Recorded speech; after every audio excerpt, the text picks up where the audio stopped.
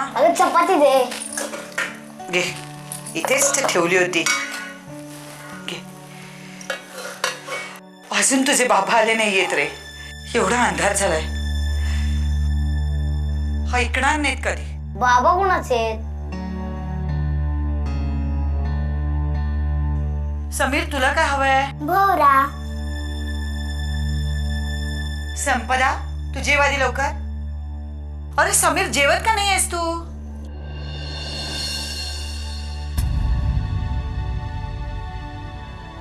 त्या सावकाराच्या पायात किडे पडत. ये मीच भरवते तुला. अजून आले नाहीये ते. त्या पाटलाने काही गडबड तर केली नसेल ना?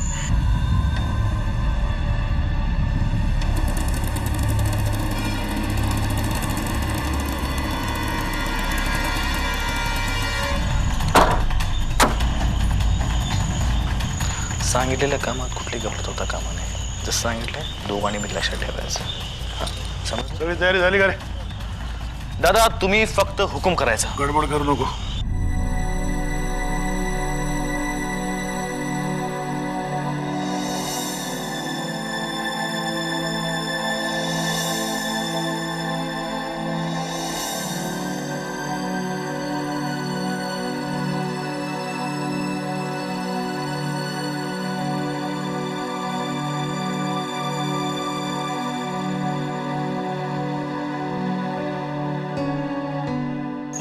हे काय झोप येत नाहीये तुला?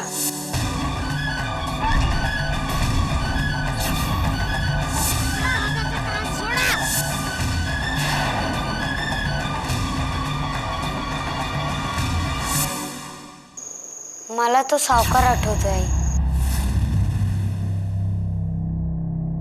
त्याने जर पुन्हा तुला हात जरी लावला ना तर मी त्याला. हे बघ, दुसरा माणूस आपल्याशी वाईट वागला म्हणून आपणही तसंच वागायचं का त्याच्याशी? पण आई, आपण सगळ्यांशी चांगलं वागतो, ते आपल्याशी चांगलं का नाही वागत? आम्हाला पाहताच आमच्या मित्रांचे आई बाबा दार बंद करून घेतात.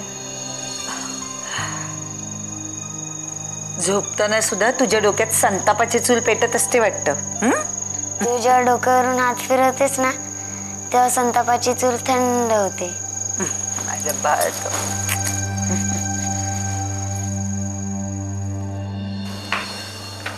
किती उशीर झाला यायला?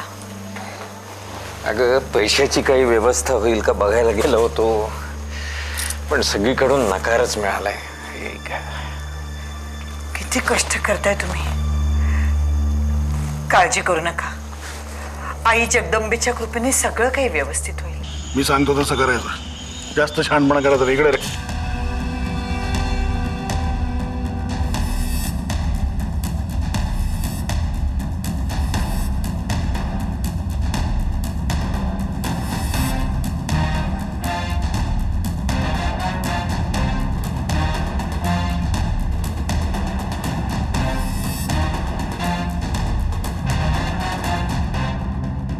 वसू, नामदेव सारखा मित्र पाठीशी नाही उभा राहिला तर इतरांकडून काय अपेक्षा करणार?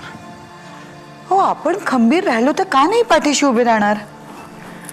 आपण तग धरू शकू का? का नाही धरू शकणार? नाही, तो सावकार आज बैल घेऊन गेला, उद्या आपल्या जमिनीचा ताबा घेतला तर? तुम्ही भलते सलते विचार करू नका, थाराही देऊ नका असल्या विचारांना. वसू, अगं सारखे मनात हेच विचार येतात. मन काही केल्या शांत होत नाही.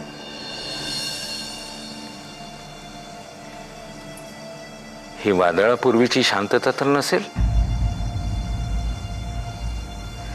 काय रंगराव, रात्री घुसायचं का? अरे का बस. दादाने काय सांगितलं लक्षात नाही का तुझ्या? दादा ते नारायणच्याच घरी गेलाय. आता बघू तेच डोकं ठिकाणावर येते काय, नाहीतर आम्ही हायच. हे बघा, माझे दागिने तालुक्याच्या गावी गहाण ठेवा. असं काय बोलतेस तू? वेळ प्रसंगी उपयोगी पडण्यासाठीच तर आम्ही दागिने बनवतो ना. पाटील, तुम्ही? वरी थांबा. गावात जे काय चाललंय ते समजायला माहिती आहे. आणि हे सगळं ह्या नारायणरावांमुळे झालंय. पाटील ए गा बस. गावकऱ्यांसमोर तोंड वर करून बोलत होतास नाही रे. आणि आता काय स्त्रीधन घाण ठेवून बैल विकायला चाललास? पाटील कशा पाय आलात तुम्ही? तुझी समजूत काढायला. अरे तुझ्या जमिनीच्या किमतीची दुप्पट किंमत देतोय मी, दुप्पट. मी तुम्हाला जमीन विकणार नाही. मग काय जमीन फुकट देणार आहेस? बरं समजा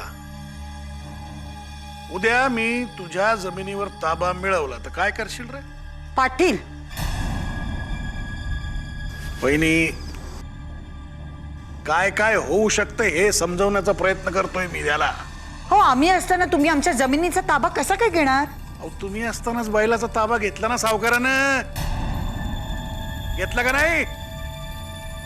आणि म्हणून म्हणतो जास्त बेडकासारखी छाती फुगवू नका. छाती फुगवून काही बेडूक बैल होत नाही. धमकी देताय तुम्ही? हे बघ नारायण, तुला गोडी गुलाबीनं चुचकारून सांगतोय. हा बघ, हा कागद घे.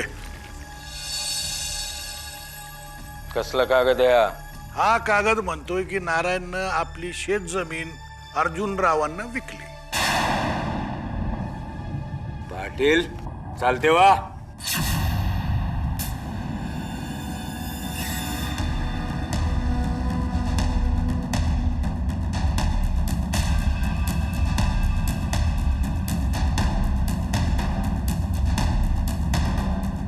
रंगराव, सकाळी फोन केला की कामाला सुरुवात कर.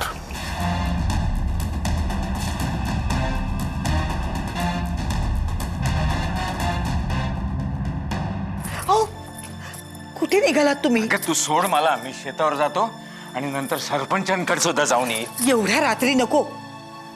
त्या पाताळ यंत्री पाटलाला कुठलीही संधी देऊ नका. सकाळी जा शेतावर. ऐका माझं. अरे मी तुला सांगितलं ना मी फोन करतो म्हणून. हा ठेव. पाटील पाटील पाटील हो पाटील हो हो पाटील हो काय सांगू तुम्हाला सकाळपासून मला लई भीती वाटते हो.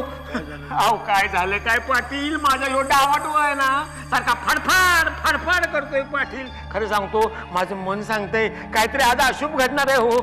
ऐ, या हिला कानाच्या बाजूला माशी शिंकली तरी दचकून जागा होणार. तू मला काय शिकवतो रे? बाबा उगाच सकाळी सकाळी डोकं खराब करू नको. चल निघ. अहो खरं सांगतो पाटील अहो सकाळी पूजेकरता फुलं गोळा करायला गेलो ना तर झाडावरचा कावळा काव काव करत होता. अहो माझ्या बायडीनं दूध गरम करायला ठेवलं समजा दूध उतू गेला पाटील. होय अहो मी आता देवाजवळचा दिवा अचानक गेला. अहो किती करतोय प्रयत्न पण लागतच नाही हो. मी खरं सांगतो पाटील काहीतरी अशुभ घडणार आहे काहीतरी वाईट संकेत आहे पाटील. अरे गावाचं पाप दूर करायला चाललोय. पुण्याचं काम करायला चाललोय.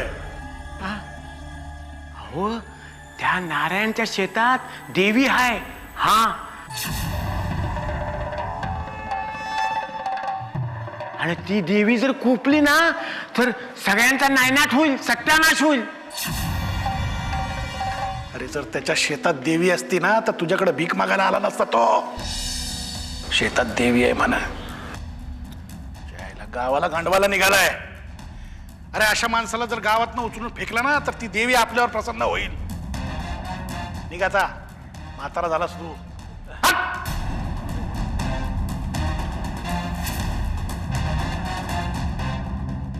सुधा मी सरपंचांकडे जाऊन येतोय का? अहो चहा तरी घेऊन जा. तयार आहे का? हो हो तयार आहे. आणा. आणलाच घ्या. आणि हे बघा सरपंचांना न विसरता सांगा पाटील धमकी देऊन गेले ते. अरे नारायण नारायण काय रे? अरे मर्दा तू इथं चहा पीत बसलायस होय? काय झालं? तू बैल आणलेस ना माझे? अरे शेत राहिलं तर बैलाच उपयोग येईल नव. म्हणजे अरे दोस्ता पाटलाची माणसं तुझ्या शेतात घुसलेत. जा लवकर नाहीतर शेत बळकावतील. अहो तुम्ही नका जाऊ. तुझं डोकं फिरलंय का? तू नामदेव काय म्हणाला ऐकलं नाहीस का तू? अहो पण ती माणसं केवढी वाईट आहे, भयंकर आहे. मी किती वाईट आहे दाखवून देईन त्यांना. त्या पाटलाची मनमानी नाही चालून देणार नाही. अहो माझ्या ऐका तरी.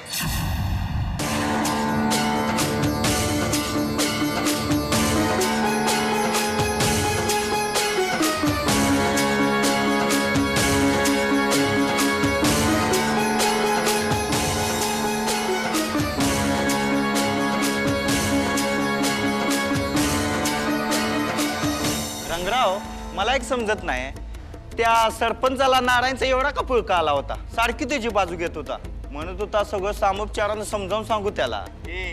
अरे दादानं सरपंचाच्या बायकोला समज दिल्या, तो मध्ये आला तर काय परिणाम होईल याचा. गावात कुणी बी आपलं वाकडं करू शकत नाही. दादा म्हणाल तसाच होईल. हा रंगराव सदा बोलतोय. हा बोल ना, ऐकते बोल. अहो त्या नारायणची बायको पळत सुटली साऱ्या गावभर. सगळ्यांना मदत करा म्हणून बोंबलत होती. ठीक आहे ठीक आहे. नारायणाची बायको गावातनं बोंबलत पळत सुटली मदत करा म्हणून, पण कुणी बी तिला मदत करणार नाही. सगळा गाव दादाच्या पाठीशी हाय. नारायणाच्या उभ्या पिकात आपण धिंगाणा घालू, अगदी जनावरासारखा.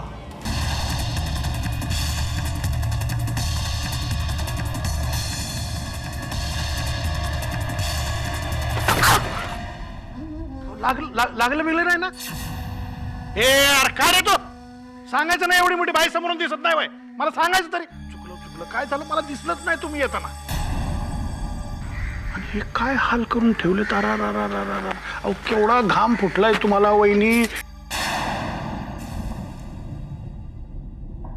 अहो एवढे तुम्ही हाल अपेष्टा सहन करताय, आपल्या दिराला विसरलात. पाटील, तुम्ही हे जे काय करताय ना, त्या पापाची फळं तुम्हाला याच जन्मात भोगावी लागतील. काय वहिनी साहेब, मी आपलं एवढं तुमच्या मदतीची भाषा करतोय आणि तुम्ही मला शिवाशाप देताय. मला वाटलं तो नारायणी येडा आहे. अहो पण तुम्ही तर समजूतदार आहे ना. जाऊ दे मला पाटील. O by! अहो असं काय करताय तुम्ही? फक्त नारायणरावांना एकदा समजूत घाला जमीन विकण्याबाबत. समजा थांबवतो बघा, एक फोन करतो, एक समजा थांबवतो, काही त्रास होणार नाही तुम्हाला. वा रे वा, प्रेताच्या टाळूवरचं लोणी खाणारे तुम्ही मला मदत करणार? तुमच्यासारख्या माणसासमोर हात पसरण्यापेक्षा मरण पत्करेन मी.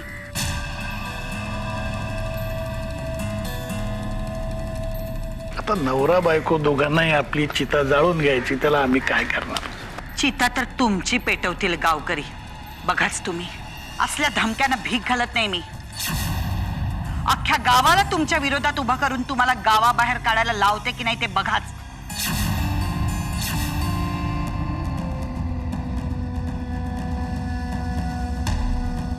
मला वाटलं होतं तुमचं मरद नारायण तोच डरकाळा फोडतो. वहिनी तुम्हाला बी तीच सवय आहे.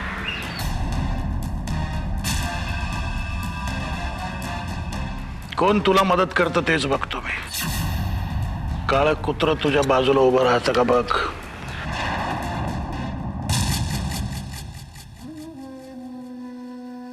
रे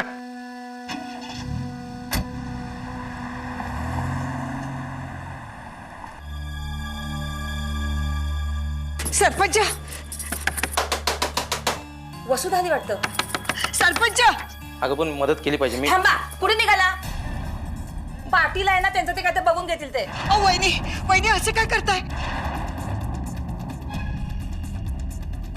सरपंच सरपंच घरात नाहीयेत,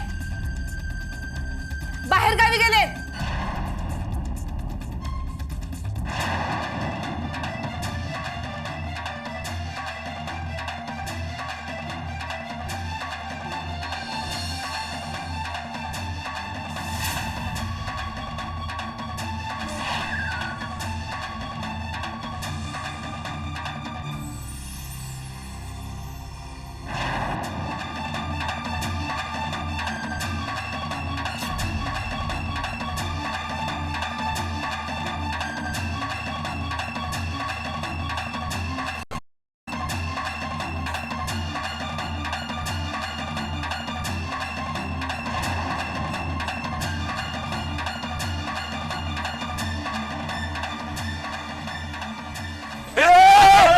तुम्ही काय करताय इकडं? ए पाटील काय चाललंय तुझं इकडं? ह्या दगडामुळं तू जमीन विकत नाहीस ना आम्हाला?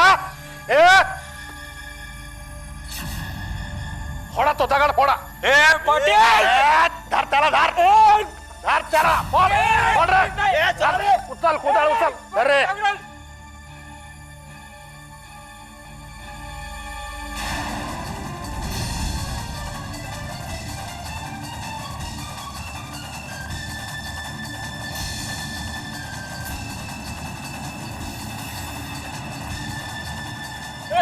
पाटील यायला सोड सोड त्याला सोड.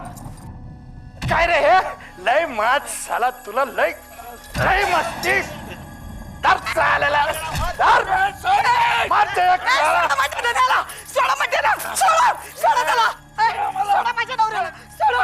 कशाला तू करताय त्याच्यावर हा तू तुमचं ऐकत नाही म्हणून हा अन्याय करताय तुम्ही आई जगदंबेला तरी घाबरा. हो काय केलं माझ्या नवरा ऐकत नाही म्हणून अन्याय करताय तुम्ही. बरं झालं वहिनी तुम्ही आलात. अहो काय आम्ही पूजाच करायला निघालो होतो. आता तुमच्या दोघांच्या साक्षीनं तुमच्या समक्ष देवीची पूजा घालतो का नाही बघा. देवी तुझी पूजा घालतो. एक घाल पूजा.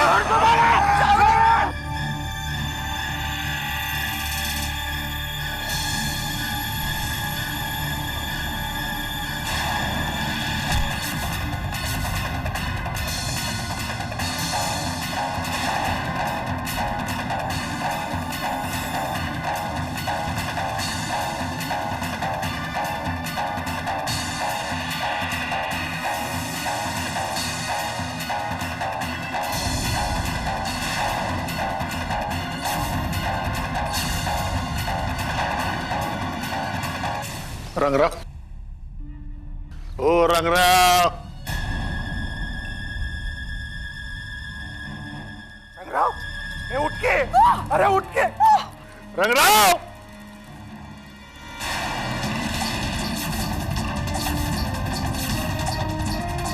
रंगराव